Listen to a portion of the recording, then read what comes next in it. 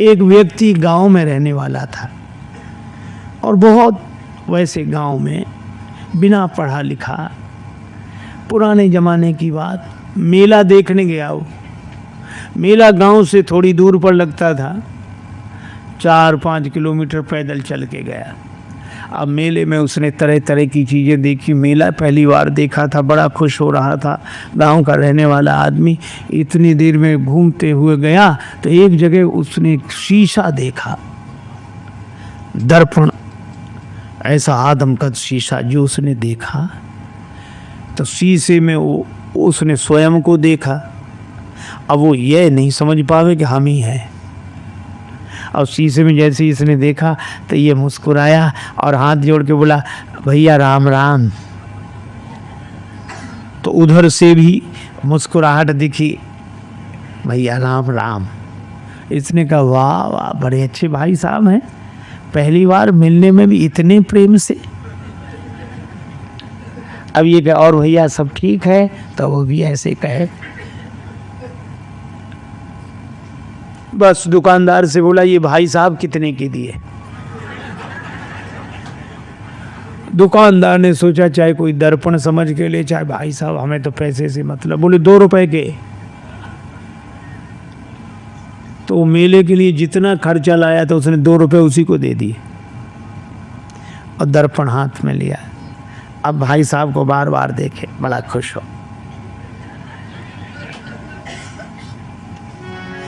कृषक एक सीसा ले घर आयो, कृषक एक सीसा ले घर आयो, अपनों सो प्रिय साथी पाके हेरी हेरी हर सायो। कृषक एक सीसा ले घर आयो, कृषक एक सीसा ले घर आयो।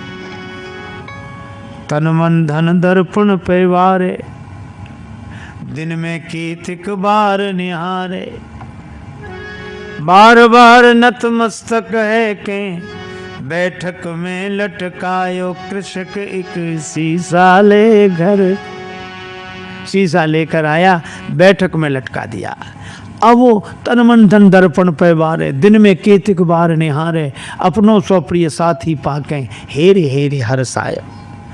अब भीतर पत्नी के पास बैठे और थोड़ी देर में गए, अच्छा 1 मिनट रुको, अभी आया। फिर जाए, और भैया अच्छी तरह हो, बढ़िया है। फिर लौट कर आ जाए और मन में सोचे बड़े अच्छे भाई साहब हैं, ना खाते हैं ना पीते हैं और हमेशा मुस्कुराते रहते हैं, प्रसन्न रहते हैं, बहुत अच्छे हैं भैया, वाह वाह। फिर जाए और फिर आ जाए। अब दिन में 2-3 बार ऐसे ही करे तो पत्नी को लगा कि पहले तो ये कभी ऐसे जाते नहीं थे, ये जाते कहाँ हैं? ठीक है, ये जब बाजार जाएंगे तब मैं देखूंगी। वो गए कहीं बाहर घूमने, पत्नी गई देखने कि देखूं तो क्या ये बैठक में क्या है जो बार बार। अब पत्नी गई तो वहाँ तो शीशा था और शीशे में जो पत्नी ने देखा तो उसे अपनी शक्ल दिखी। पत्नी बड़ी नाराज, अब मैं समझ गई, इसी की वजह से आता है। अब इसने मुक्का ताना, दांत कट गया, चू चू, तो उधर से भी मुक्का ताना, दांत कट गया। बस संभ्रम चली आई घरवारी, सन्मुख सुंदर नारी निहारी। आए गई है सौत हमारी, क्रोध हृदय में छायो। कृषक एक शीशा ले घर आए। अब उसको बड़ा क्रोध हमारी सौत को ले आया है, इसी की वजह से आता है। और बस भाग पड़ी, बस मैं न रहूंगी, विष खेऊं या डूब मरूंगी। विष खा लूंगी, मर जाऊंगी, कुएं में गिर जाऊंगी, बस रहूंगी नहीं, मैं तो अभी जाती हूँ, चाहे जो कुछ हो जाए। और रोना शुरू किया तो धाई सास बहू रानी ने कैसो रुदन मचायो। कृषक एक शीशा ले घर आए। उसकी सास दौड़ी, क्या हुआ बेटी, क्यों रो रही है, बहू क्यों रो रही है? बहू बोली, अपने बेटे की करतूत देखो, बैठक में किसको लाकर बिठाया है, और मैं तो रहूंगी नहीं, चली जाऊंगी। और सास बोली नहीं मैं देखती हूँ मैं देखती हूँ। अब सास गई और सास ने बैठक में जाके जो दर्पण देखा तो उसे बुढ़िया दिखाई पड़ी। दिखेगी तो सास क्या बोली, अच्छा आप भाई राम राम। वो भी राम राम। क्षमा करना बहू समझ नहीं पाई। फिर बहू को डांट कर बोली, क्या कह रही है तू? बुढ़िया है, वृद्धा माता, हमारी उम्र की है, सेवा के लिए लाया होगा। आई चली सास क्षण में वृद्धा दीख पड़ी दर्पण में। बहू से बोली, अरे बावरी या बुढ़िया पर मेरो लाल लुभायो। कृषक एक शीशा ले घर आए। अब बहू कहे कि नहीं नहीं तरुणी है और वृद्धा कहे कि वृद्धा है। अच्छा दर्पण ऐसा जो सामने आ जाए उसी को दिखा दे। बहू सामने जाए तो तरुणी देखो ये बैठी और सास कहे हट मैं देखती हूँ, वो देखे सो वृद्धा देखे। अब सास बहू का झगड़ा आते ससुर निवारो। ससुर ने कहा क्या है मैं देखता हूँ, क्यों ये कलह मचा रखा है। अब ससुर आया, ससुर ने कहा तुम दोनों अलग हो। अब ससुर ने जो देखा दर्पण तो उसे बूढ़ा आदमी दिखाई पड़ा। तो ससुर बोला, अरे भैया राम राम, आप हो, माफ करना ये समझती नहीं है।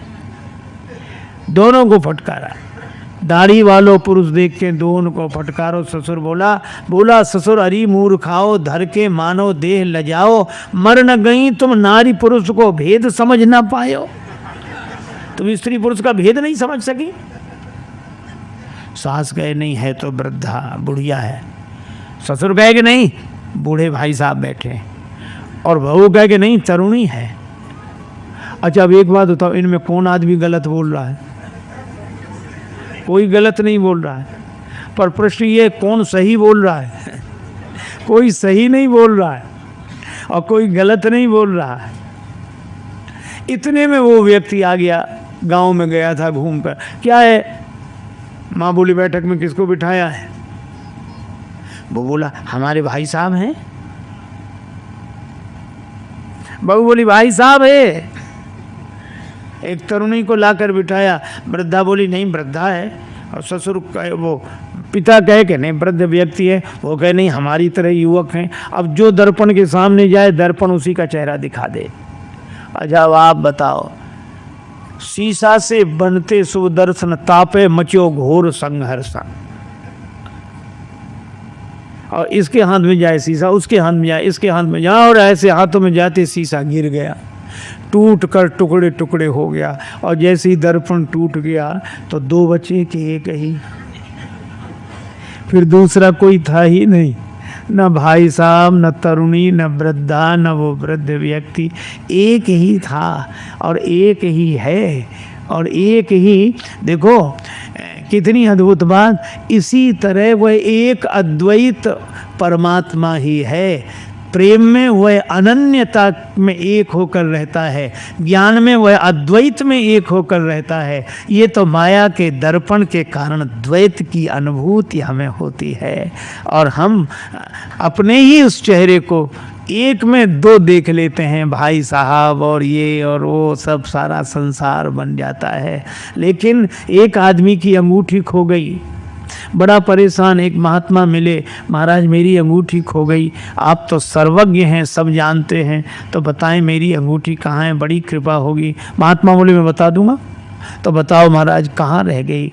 कुर्ते की जेब में है, तकिए के नीचे है, कि मकान में रह गई, कहाँ रह गई? अंगूठी मिल नहीं रही। महात्मा बोले अंगूठी कहीं भी हो, पर जहाँ भी होगी सोने में ही होगी। अंगूठी सोने से अलग हो ही नहीं सकती।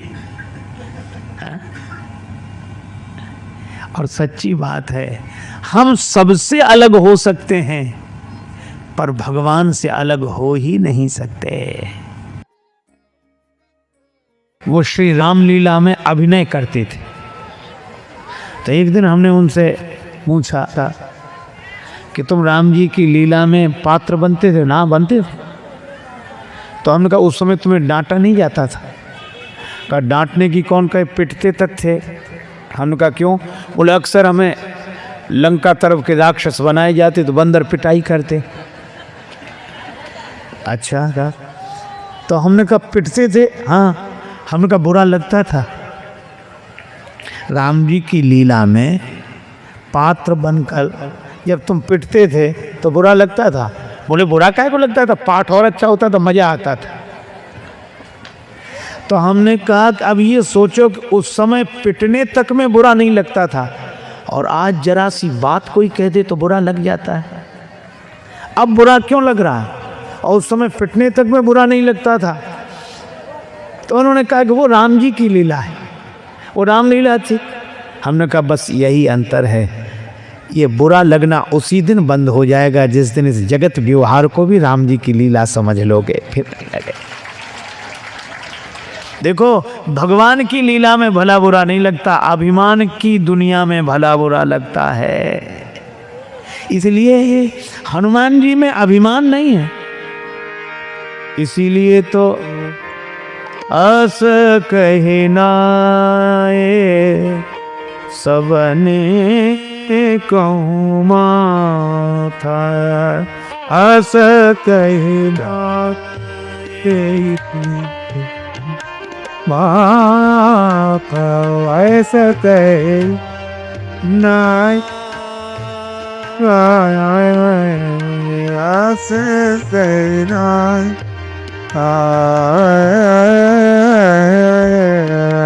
as a boy now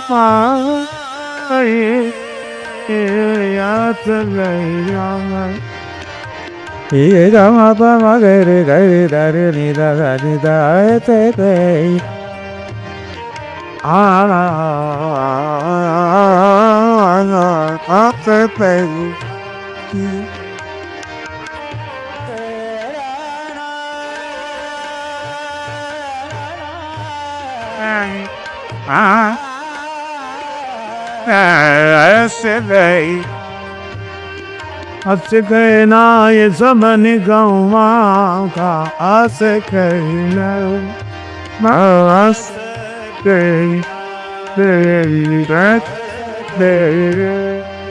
अब श्री हनुमान जी सबको प्रणाम करने के बाद चले। देखो सफलता के लिए हनुमत चरित्र का मनन करना चाहिए। पहली बात मन में उत्साह, दूसरी बात वृद्ध के अनुभव का मार्गदर्शन, तीसरी बात विनम्रता, चौथी बात किसके भरोसे जा रहे हैं, चले हरस ही धरि रघुनाथा, राम जी को हृदय में रखा भगवान के भरोसे। और राम जी को बार बार रघु बीज समारे, बाद तेरे समारे, बार बार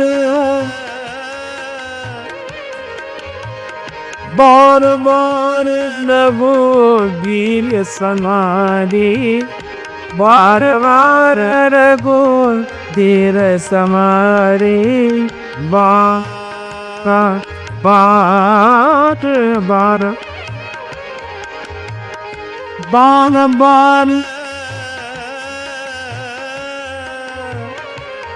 रघुबीर समारी, बार बार तू वीर समारी, बार रघ वीर समारी।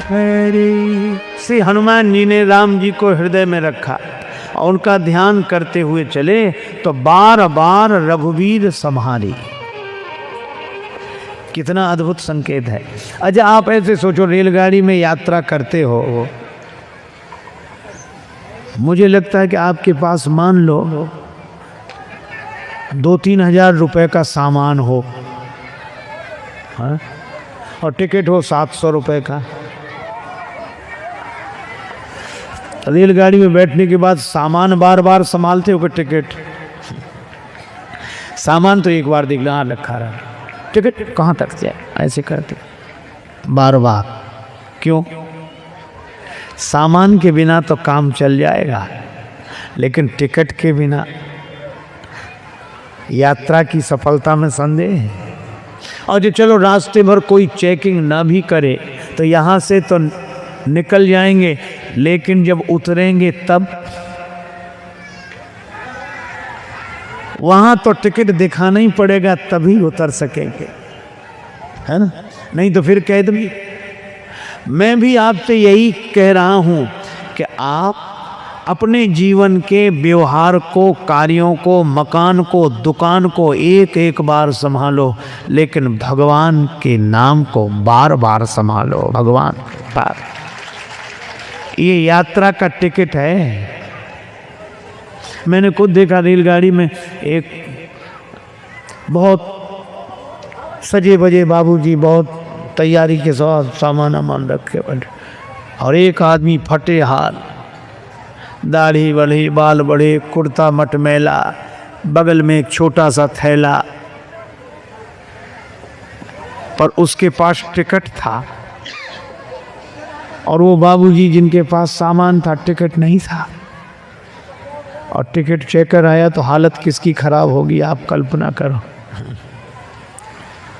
और वो बाबूजी बार और टिकट चेकर से कहे, ओ श्रीमान जी क्या करें, जल्दी में चढ़ गए, टिकट नहीं हो गया, जा बिना टिकट चल, खड़े रहो अभी एक तरफ, बाद में बात करें, खड़े रहो।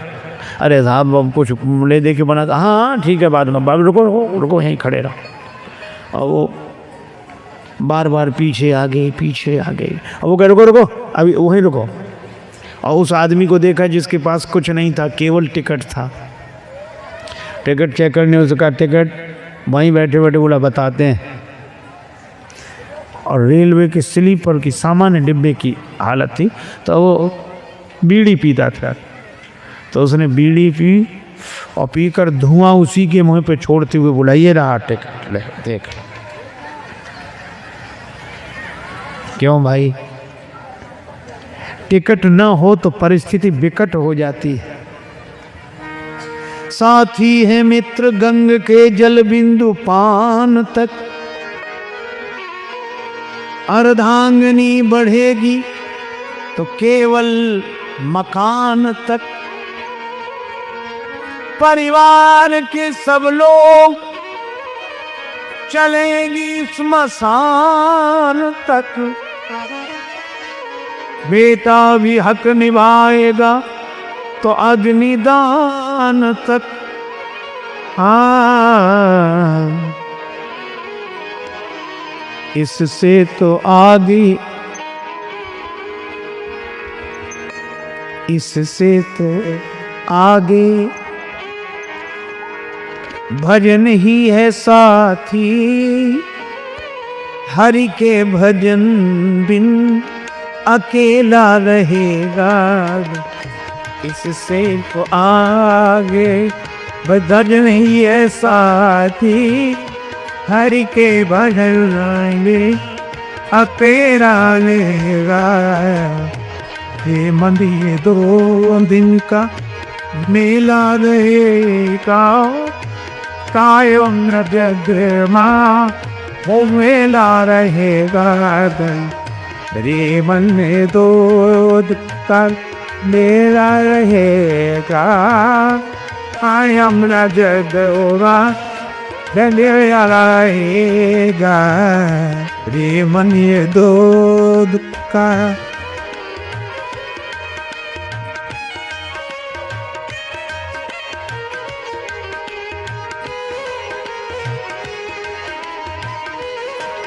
जय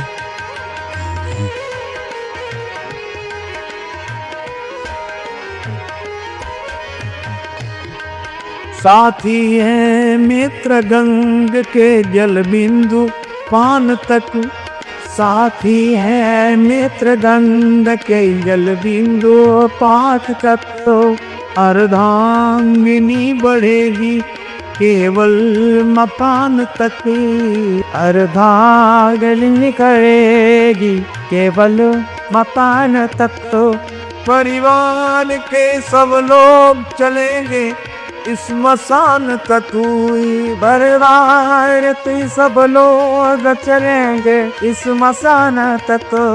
बेटा भी हक निभाएगा तो अभी दान तकू, बेटा भी हक निभाएगा तो अभी दान तकू। इससे तो आगे भजन ही है साथी, हरि के भजन भी अकेला नहेगा। इससे तो आगे भजन है साथी, हरि के भजन अब ना रहेगा। ये जिंदगी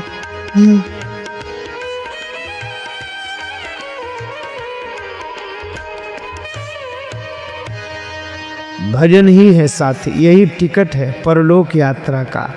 ये हमेशा साथ रखना चाहिए।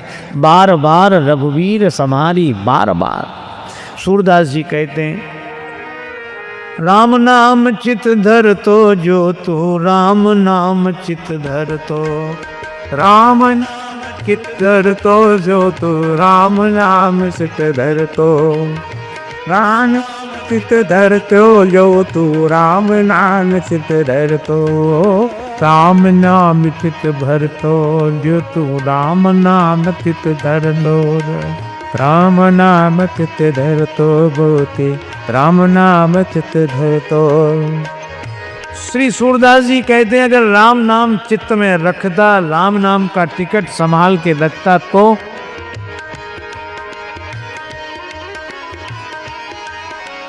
राम नाम चित धर तो, पछिलो जन्म आगिलो तेरो, दो जन्म सुधर तो, पछिलो जन्म आगिलो तेरो, दो जन्म सुधर तो।